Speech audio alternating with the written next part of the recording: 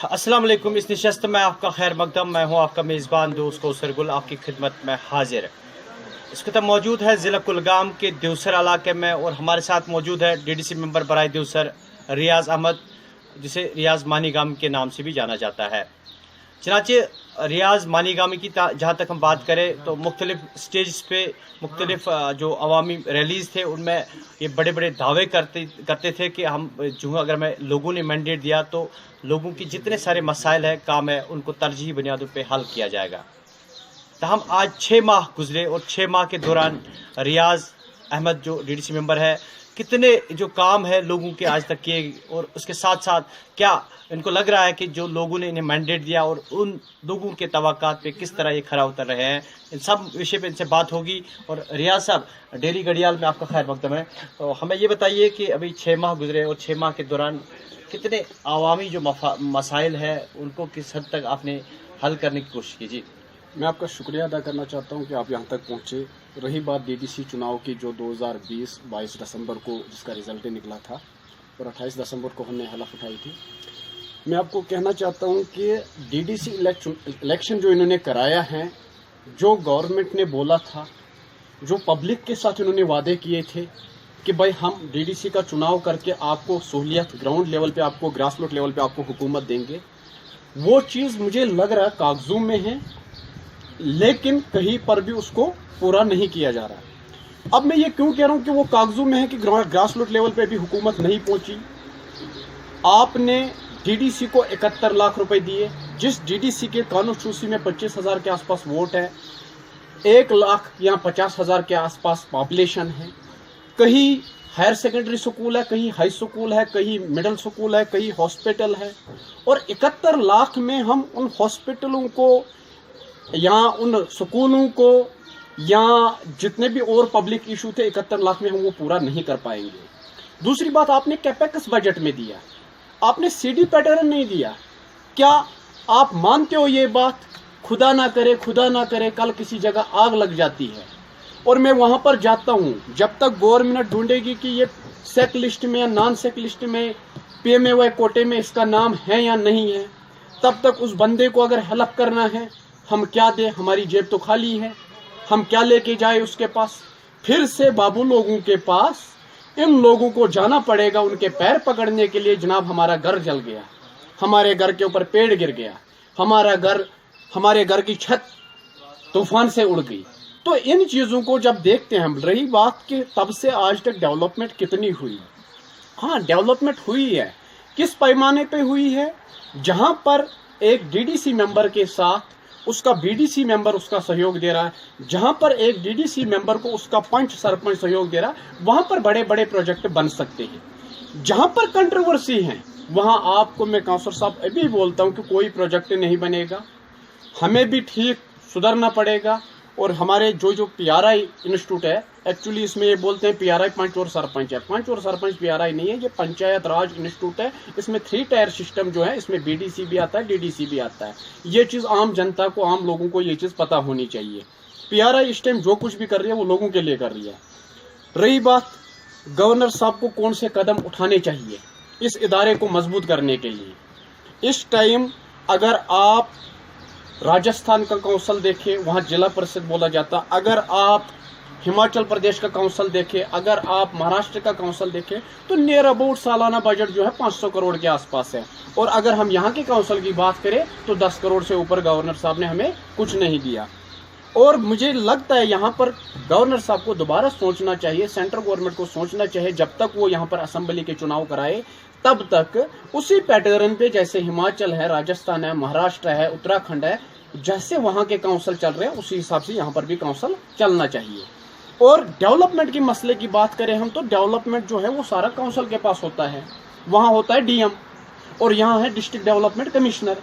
अब फर्क क्या है? वहां डीएम और जिला परिषद है, यहाँ डिस्ट्रिक्ट डेवलपमेंट काउंसिल और डिस्ट्रिक्ट डेवलपमेंट कमिश्नर है। कि अभी भी लोगों को ये समझ नहीं आ रहा गवर्नमेंट को कि हम इनको पावर शेयर कैसे करें।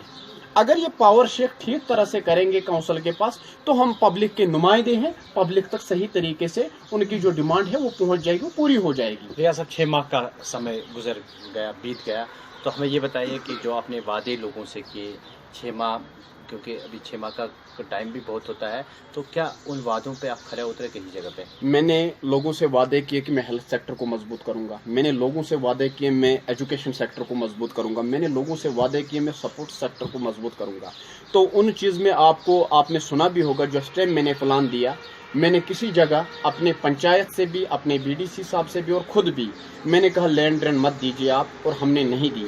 हमने हेल्थ सेक्टर में पैसा दिया, हमने पीडीडी सेक्टर में पैसा दिया, हमने एजुकेशन सेक्टर में पैसा दिया, हमने सपोर्ट सेक्टर को भी मतलब मजबूत करने के लिए हम लैंड अभी अवेलेबल करा रहे हैं, कहाँ कहाँ पर है स्टेट लैंड, वहाँ हम हर एक गांव में, जब तक हमारे 5 साल पूरे होंगे, हर एक गांव में प्लेग्राउंड बनेगा और हर एक गांव में सपोर्ट सेक्टर मजबूत होगा। तब हमारे जो बच्चे, हमारे भाई बहन ये नशे से दूर रहेंगे, और जब ये नशे से दूर रहेंगे, इनका जो इंटरेस्ट, इनका जो दिमाग है वो सपोर्ट्स में और एजुकेशन में चला जाएगा, तो यही लोग हमारे सपोर्ट्स में भी इंटरनेशनल लेवल प्लेयर भी बन सकते हैं, नेशनल लेवल प्लेयर भी बन सकते हैं, ओलंपिक भी खेल सकते हैं, इंटरनेशनल टूर्नामेंट। रियाज साहब, लोग वोट जो है वो बिजली पानी को देते हैं, सड़क को देते हैं। जो आपकी कॉन्स्टिट्यूंसी में बिजली पानी की, कल भी कस्बा दिवसर में एक एहतजाज था खंबे, बिजली खंभों के हवाले से, क्या उन चीज़ों पर आपने फोकस किया? देखिए, आपने बोला सड़क को लोग वोट देते, तो आप देखिए मेरे कॉन्स्टिट्यूंसी में 3 रोड मैकडम के बगैर थे, मैंने उनको मैकडमाइज करा दिया। इसके अलावा अभी मैंने एक टेक्निकल सैंक्शन के लिए एक एस्टिमेट अंडर PMGSY भिजवाया है, मल्लीपुरा टू डरबखरा रोड, वो भी विद इन 1 मंथ या 2 मंथ हो जाएगा उसका भी मैकडम। जहाँ जहाँ पर भी पेंडिंग है, नापुरा में आधा किलोमीटर के आसपास पेंडिंग है, उसके लिए भी मैंने एस्टिमेशन करवाई।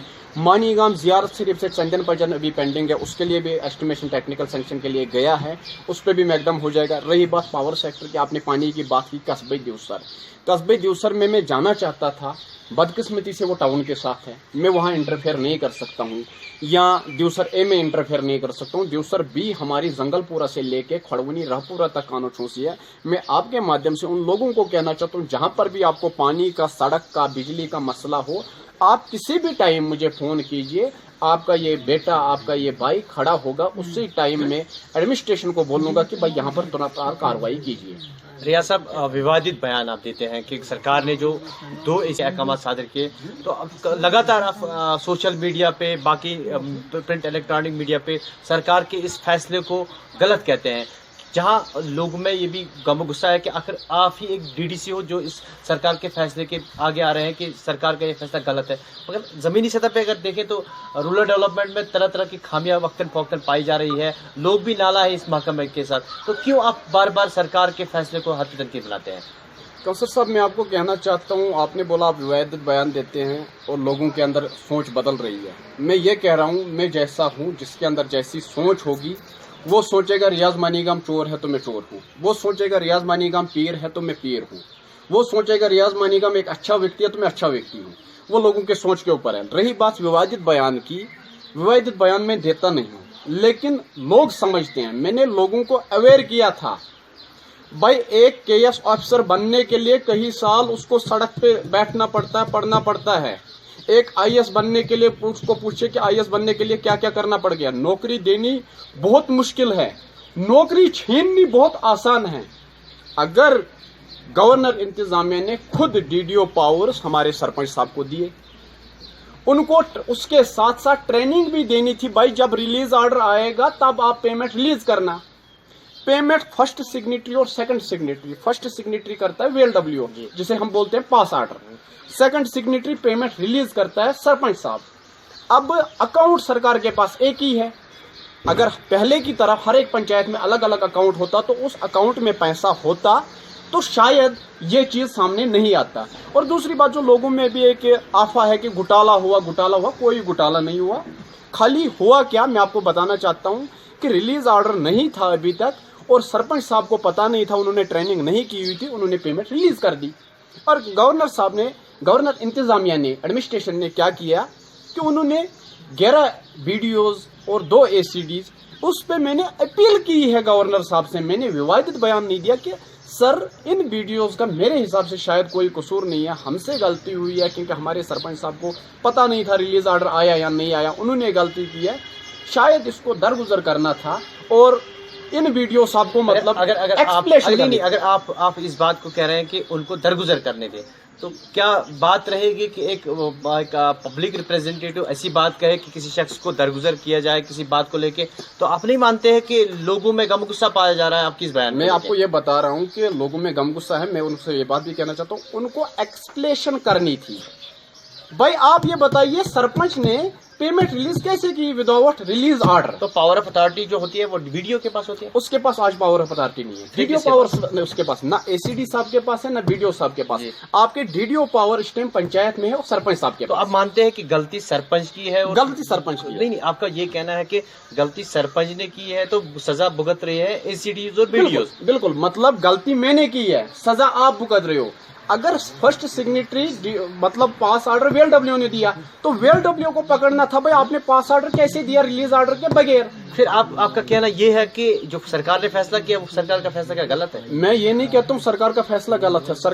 सरकार जो भी फैसला करेगी, सरकार अच्छा फैसला करती है। मैं ये नहीं कहता हूँ, सरकार के खिलाफ नहीं हूँ मैं खुद एक सरकार का पार्ट हूँ इस टाइम। बट सरकार को सोचना था कि हमें यहाँ पर डीडीओ पावर्स किसके पास है, एक एक्सप्लेनेशन करनी थी। भाई ये पेमेंट कैसे रिलीज हुई विदाउट रिलीज ऑर्डर? उसके बाद अगर पता लगता कि ये सरपंच ने किया, वेलडब्ल्यू ने किया, उसके बाद सस्पेंड कर देंगे।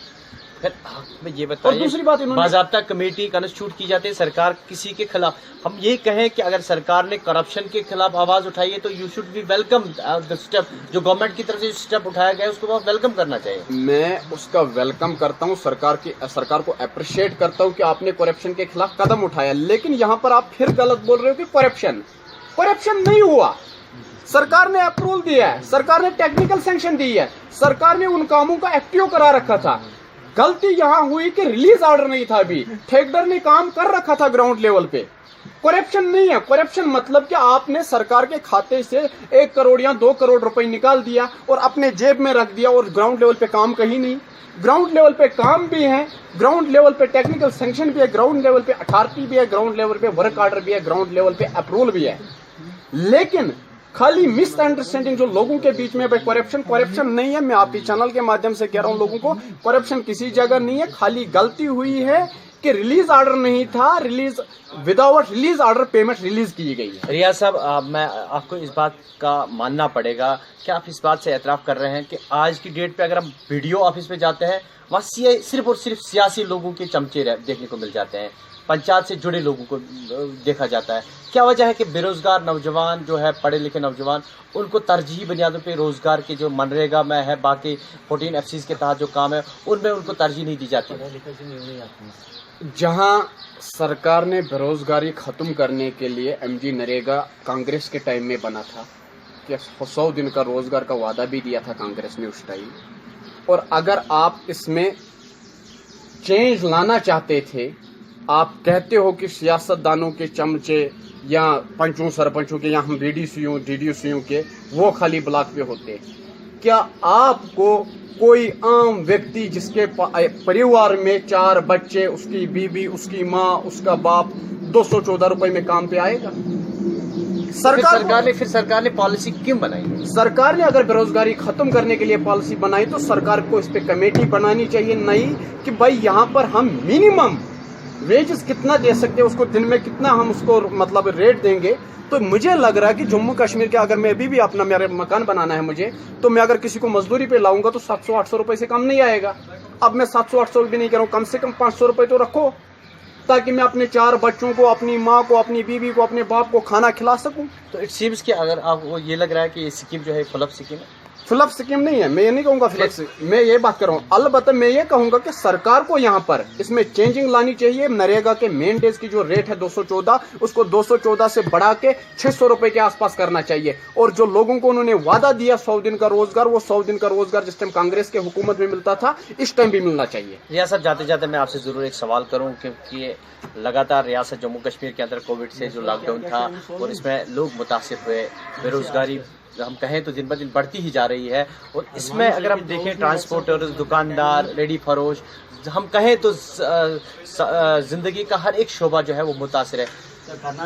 क्या अपील रहेगी गवर्नर एडमिनिस्ट्रेशन से इन लोगों की रिहैबिलिटेशन पॉलिसी के हवाले से? मैं गवर्नर एडमिनिस्ट्रेशन से यही बात लेफ्टिनेंट गवर्नर साहब से कहना चाहता हूँ, अपनी तरफ से अपील करता हूँ हाथ जोड़ के, कि कि अभी भी हमारे सवालगाम में भी एक डेलीवेजर का वाक़ा हुआ, पीडीडी डिपार्टमेंट में काम करता था। इनके लिए एक स्ट्रांग पॉलिसी बनानी चाहिए। इनका भी परिवार है, उसके कुलगांव वाले के मैंने देखे 2 बच्चे हैं छोटे छोटे, उसकी बीवी है। कहाँ जाएंगे अब वो? आप तो अभी को कोई पेंशन भी नहीं दोगे, उसके पास कोई तनख्वाह भी नहीं थी। जैसे कि और किसी डिपार्टमेंट में इंसिडेंट होता किसी परमानेंट मुलाजिम के साथ, तो उसे आप फिर 10 लाख 20 लाख 30 लाख रुपए देते थे ताकि उसका परिवार चले। एसपीओ है हमारे पास, वो एसपीओ एक कांस्टेबल की तरह दिन रात ड्यूटी देता है। क्या दे रहे हो आप उसको? 9,000 18,000 6,000। भाई उसका सर्विस बुक बनाइए, फिर आप उसको 24,000 ही 20,000 ही 15,000 ही तनख्वाह दो, लेकिन उसको एक परमानेंट पॉलिसी एक बनाओ। उनकी सर्विस बुक बनना चाहिए। जो भी डेलीवेजर है, चाहे आप देखिए हेल्थ डिपार्टमेंट में है, एचडीएफ वो हॉस्पिटल डेवलपमेंट फंड्स पे जो लगे हुए हैं, क्या उसी पे चलेंगे वो? क्या उनका परिवार चल पाएगा उस पे? मैं आपकी चैनल के माध्यम से सेंटर से भी और यूटी से भी, दोनों एडमिनिस्ट्रेशन, दोनों हुकूमतों से इस टाइम अपील कर रहा हूँ हाथ जोड़ के कि इनके लिए सर आप कुछ सोचिए। इनके परिवार तबाह हो रहे। मैंने कल देखा एक एसपीओ शायद 64 साल 65 साल का हुआ, वो ये जम्मू प्रोविंस में किसी जगह का, वो रिटायर हुआ। बस रिटायरमेंट के बाद क्या दिया आपने उसको? वही 6,000 वही 7,000। क्या उसको आपने 20-30 लाख रुपए दिए जैसे कांस्टेबल को दे रहे हो? और कागजों में बड़े पेपरों में दिखाया भाई एसपीओ रिटायर हुआ। तो मुझे शर्म भी आ रही थी और हंस भी रहा, और हंस के मैं पागल भी हुआ। भाई एसपीओ रिटायर हुआ और लेकिन मिला कुछ नहीं। रिटायरमेंट के बाद उसको दे दी तो दीजिए कुछ। मैं सबसे पहले सरकार से और डायरेक्टर जनरल ऑफ पुलिस से भी कि सर आप इनके लिए भी पॉलिसी बनाइए, और सरकार से कह रहा हूँ डेलीवेजर जितनी भी है स्ट्रांग पॉलिसी बनाइए। सबसे पहले कोशिश कीजिए कि इनकी सर्विस बुक बने। तो जाते जाते क्या अपील रहेगी देवसर बी के गयूर आवाम से, जहाँ से आपको लोगों ने जो है मैंडेट दिया, वोट दिए, तो क्या अपील रहेगी उन लोगों की? मेरी यही अपील है अपने अवाम से, अपनी पब्लिक से, कि आप लोगों ने जब साथ दिया मुझे और मुझे इस मुकाम पे पहुंचाया, मैं हर एक कोशिश करूंगा कि आपके जितने भी मुश्किलात हैं वो मैं दूर करूंगा। लेकिन आप लोग अपना साथ दे दीजिए मुझे, और आप लोग तब तक धैर्य बना के रखिए, सब्र कीजिए, ताकि जो भी आपकी डिमांड है, आप लोगों की डिमांड थी कि वर्कशॉप भी पहुंच गया, आप लोगों की डिमांड थी ट्रांसफार्मर, वो भी रख दिए, आप लोगों की डिमांड थी मैकडम, वो भी करा दिए। जितने भी मसले हैं वो इंशाल्लाह इन 5 सालों में हम हल करेंगे, क्योंकि मुझे पार्टी की तरफ से भी यही हुक्म है। किसी भी जगह अगर रियाज मानीगम करप्शन में इन्वॉल्व हुआ तो मुझे पार्टी से भी किक आउट किया जाएगा, और शायद गवर्नमेंट भी अरेस्ट करेगी। तो मेरा करप्शन की तरफ तो कोई ध्यान है नहीं, मेरा इसी चीज़ पे ध्यान है कि मैं अपनी कानूनशूसी को मजबूत करूं, लोगों की खिदमत करूं, और लोगों से भी यही उम्मीद करता हूं कि आप जब भी आगे कोई भी इलेक्शन आए तो अगर मुझसे भी अच्छा कोई लोग मिलते हैं आपको तो उनको आगे लाइए, ताकि डेवलपमेंट हो, करप्शन यहाँ खत्म हो। बहरहाल ये थे